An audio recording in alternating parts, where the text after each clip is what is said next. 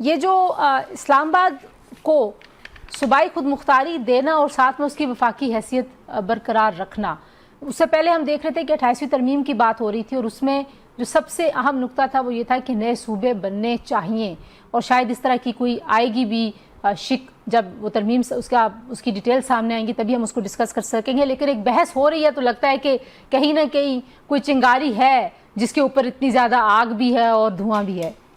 یہ آپ اسلام آباد کے بہانے جو ہے وہ کچھ اور کرنا چاہ رہے ہیں، اور یہ یقیناً جو ہے جب وہ ڈاکومنٹ سامنے آئے گا تو اسلام آباد جو ہے وہ اس میں ایک بہانہ ہوگا.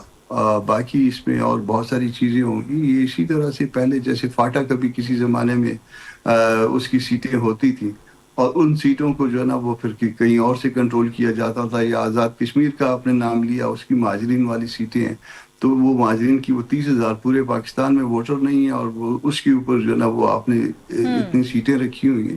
تو اس کے پیچھے کوئی نہ کوئی مقاصد ہوتے ہیں. وہ جو اسٹیبلشمنٹ کی جو مقاصد ہوتے ہیں وہ الٹیمیٹلی جو ہے نا وہ پھر باعث رسوائی بن جاتے ہیں.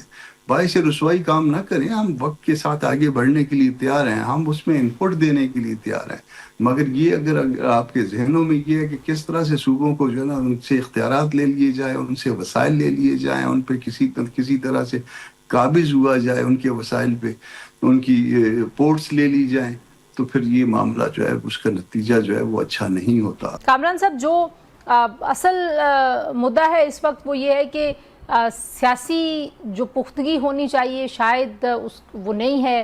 ہم نے دیکھا کہ گلگت بلتستان میں کیسے بڑی جماعتیں جو مرکز میں اتحادی ہیں وہ ایک دوسرے کو الزام دے رہی تھیں، ایک دوسرے کو لفظ نہیں بولنا چاہیے لیکن ایکچولی گندا کر رہی تھیں.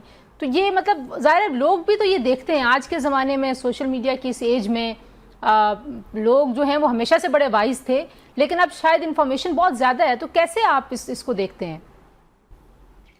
دیکھیے، سارا جو ڈرٹی گیم چل رہی ہے اس کے نتیجے میں جمہوریت ہار رہی ہے، اور یہ کسی دن مکمل طور پہ ہار جائے گی. اب دیکھ لیجئے کہ عوام کی جو ہے نا اب کوئی شرکت نہیں ہے کوئی اس معاملے میں.